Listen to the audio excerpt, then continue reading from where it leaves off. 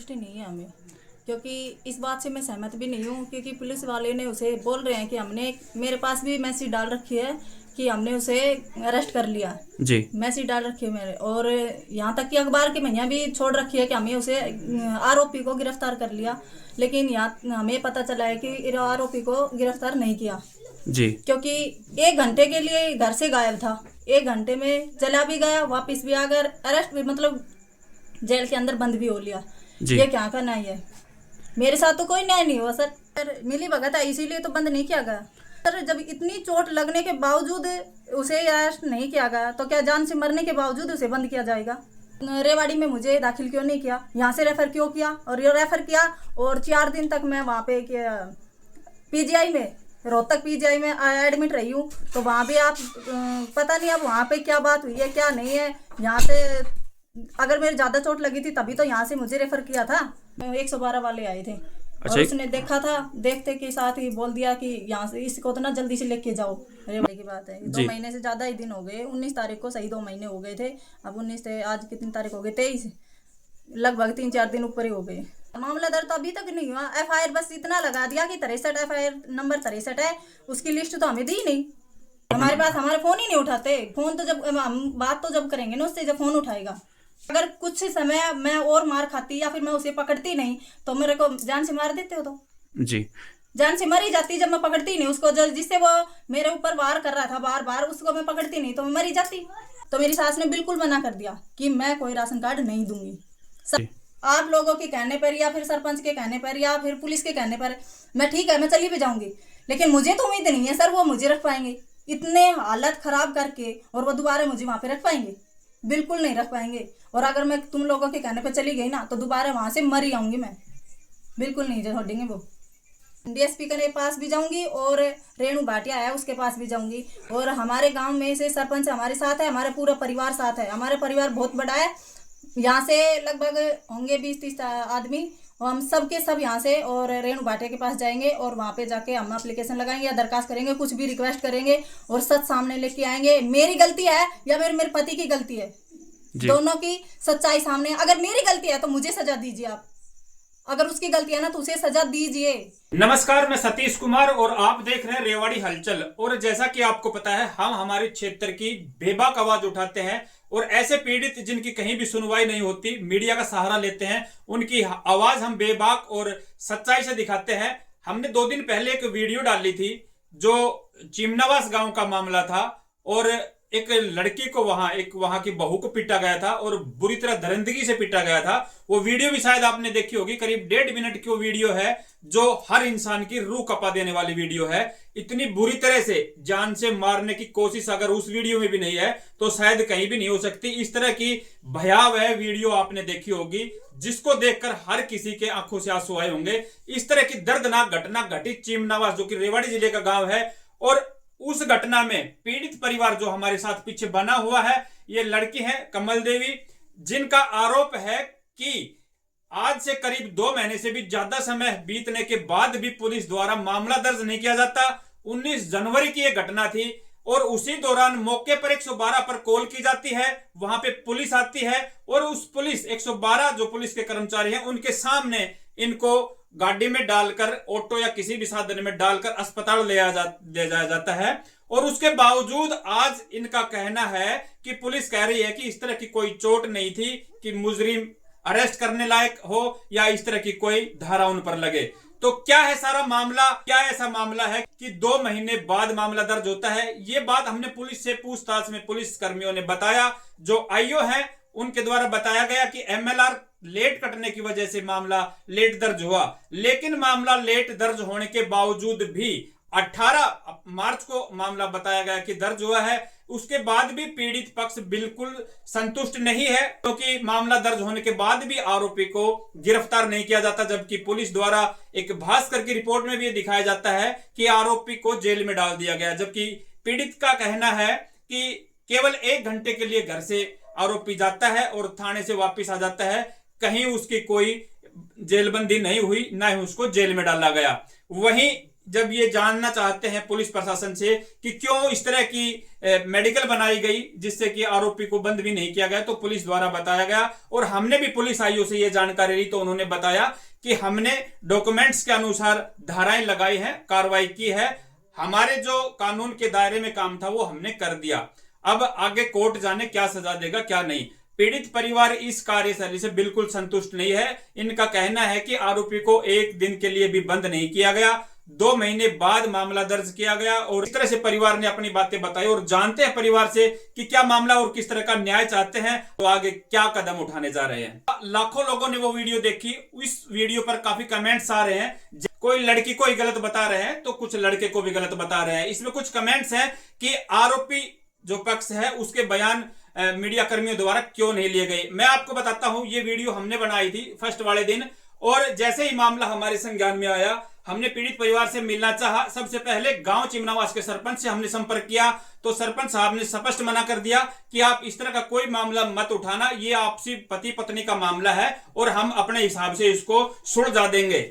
हमने इस परिवार के नंबर मांगे तो सरपंच ने नंबर देने से साफ मना कर दिया। हम मीडिया कर्मी टीम इनके घर पहुंचे, इस जो ये लड़के हैं कमल देवी, इनके नंबर लिए वहां से और पीड़ित जो आरोपी है उसके घर हम जाते हैं और आरोपी से पूछते हैं कि आप अगर अपना पक्ष रखना चाहते हैं तो आप अपना पक्ष रखिए, लेकिन उन्होंने कहा कि पहले मेरी पत्नी का पक्ष ले लीजिए आप, उसके बाद हम अपना पक्ष रखेंगे।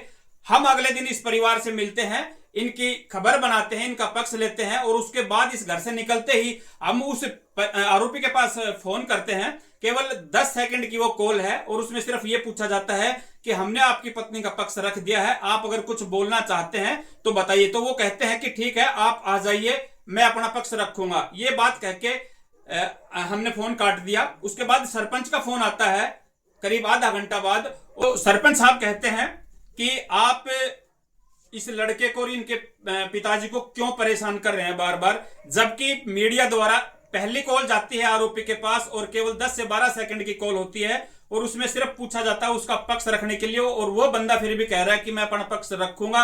हमने ये भी पूछा कि आप कहां हो फिलहाल, तो उन्होंने कहा हमें थाना में बुलाया गया है, हम थाना नहीं पहुंचे हैं, तो हम उसके बाद मिलते हैं। और उसके बाद मैं कहता हूं कि अगर आप थाने में तो हम थाने में ही आ जाते हैं, तो उन्होंने कहा ठीक है।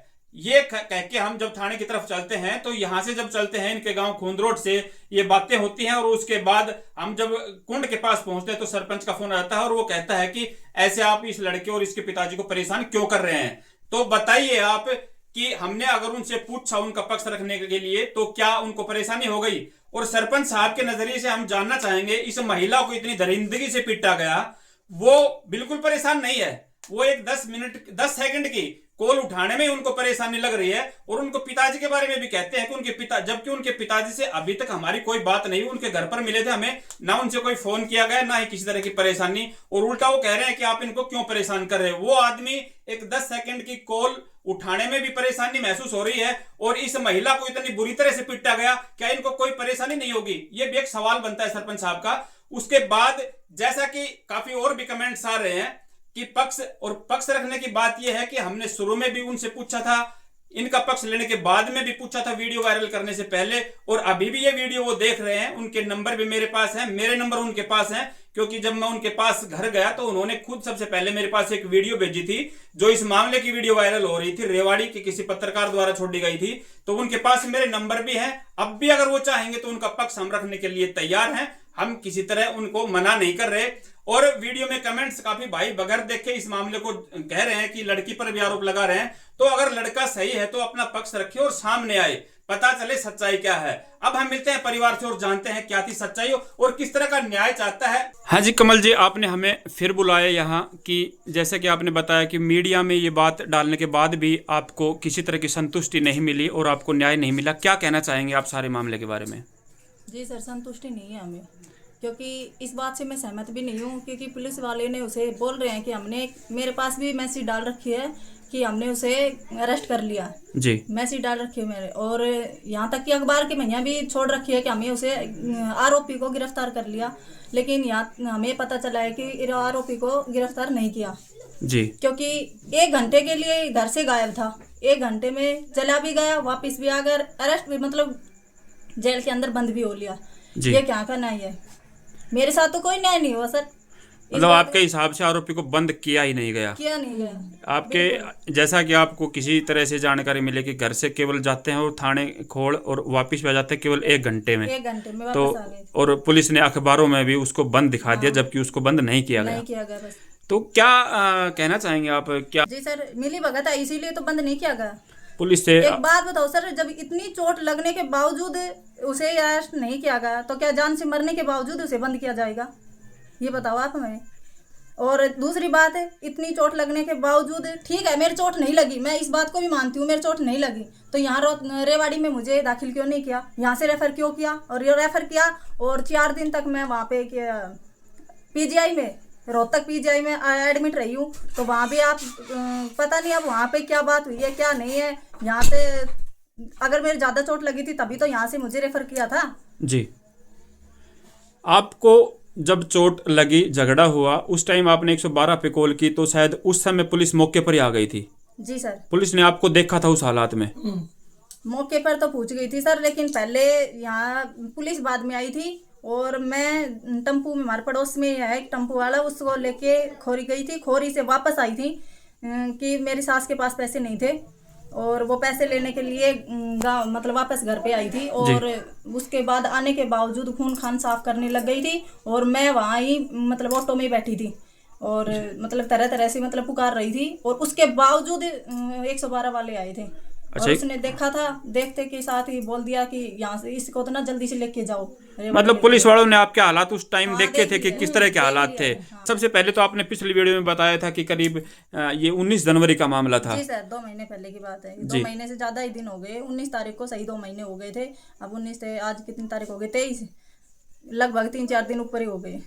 तो पिछली वीडियो में आप शिकायत कर रहे थे कि मामला दर्ज करने में पुलिस ने काफी देरी की है, तो क्या? अभी तक भी नहीं हुआ मामला दर्ज, तो अभी तक नहीं हुआ। एफआईआर बस इतना लगा दिया कि 63 एफआईआर नंबर 63 है, उसकी लिस्ट तो हमें दी नहीं। आपको कोई प्रूफ नहीं दिया गया है हमारे उसका? पास कोई प्रूफ नहीं है उसका, दिया ही नहीं। और अगर हम किसी को बताते भी हैं तो और भी कोई दूसरे इंसान को हम बोलते हैं कि हमारी मतलब एफआईआर दर्ज की नहीं, मतलब कोई हमारी कार्रवाई नहीं हो रही, तो वो भी एफआईआर दर्ज की वो जो लिस्ट है वो मांगते हैं, तो वो लिस्ट तो हमारे पास है ही नहीं। आपको कोई रिसिप्ट, कोई स्लिप नहीं दी गई? नहीं सर। तो आपने उसके बाद पुलिस वालों से मांगी ये चीजें कि भाई हमें कोई प्रूफ दो? हमारे पास, हमारे फोन ही नहीं उठाते। फोन तो जब हम बात तो जब करेंगे ना उससे, जब फोन उठाएगा। आपका फोन ही नहीं नहीं उठाते? उठाते हमारा फोन। ये जो काफी कमेंट्स आ रहे हैं वीडियो में कि जैसे आपको चोट लगी, वो वीडियो बनाने वाला कौन था? किसने वीडियो बनाई थी? मेरी आपकी बहन थी बड़ी वाली, उसका लड़का था, मेरी बहन का आपकी लड़का। बहन का लड़का था। और ये लड़ाई झगड़ा होने के बाद, आपके पति घर से जाने के बाद शायद ये वीडियो बनाई गई है? हाँ, घर से। जी, मेरी सास तो अंदर पड़ी थी और मेरे पति घर से बाहर था। जी। उसके बावजूद ना तो वो घर पे आया और यहाँ तक कि पता नहीं, मुझे तो पता ही चला है, मैं तो वहाँ पे थी नहीं, पता चला है कि वो तो रात को करीबन पता नहीं 12-1 बजे के करीब घर पे आया था। मेरे जिठानी के पास भी गया था, जिठानी से बोला भी, उल्टा सुल्टा भी कुछ बोला है। और उसके बाद एक नैया का घर ही उनके घर जाए के सोया सी, वहाँ पे रोटी खाई से। उसके बाद पता चला है मेरे को, तो ये नहीं पता कि ये सच है झूठ है, लेकिन यहाँ तक कि सच है। तो अभी आपको दोबारा से मीडिया के सामने आने की नौबत क्यों आई? नौबत ये आई सर, जब मेरी कोई कार्रवाई हो ही नहीं रही तो नौबत नहीं आएगी तो क्या आएगी ये बताओ। ठीक है, उसने ये बोल दिया कि इसकी कोई मतलब मेरे सिर में कोई चोट नहीं है, तो एक बात बताओ, ये वीडियो क्या झूठ है? झूठ है क्या ये वीडियो? जी, बिल्कुल झूठ नहीं है, ये सच है। और एक नहीं, यहाँ तक कि मैं जहाँ पर रोहतक एडमिट थी वहाँ की भी मेरे पास फोटो है।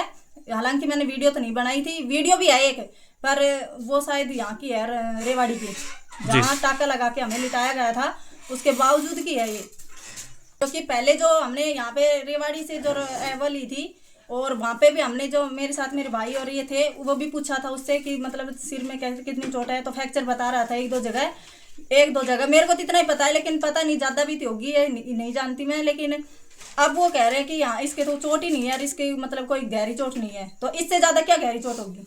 जी हाँ, इस तरह लहू लुहान और देखा भी नहीं जा रहा, इस तरह के हालात में भी अगर चोट नहीं है तो फिर और चोट, तो फिर इससे ज्यादा क्या चोट होगी? या फिर इससे ज्यादा तो फिर जान से मरने की कोई वो ही नहीं थी। अगर कुछ समय मैं और मार खाती या फिर मैं उसे पकड़ती नहीं तो मेरे को जान से मार देते हो, तो जी जान से मर ही जाती। जब मैं पकड़ती नहीं उसको, जो जिससे वो मेरे ऊपर वार कर रहा था बार बार, उसको मैं पकड़ती नहीं तो मैं मर ही जाती।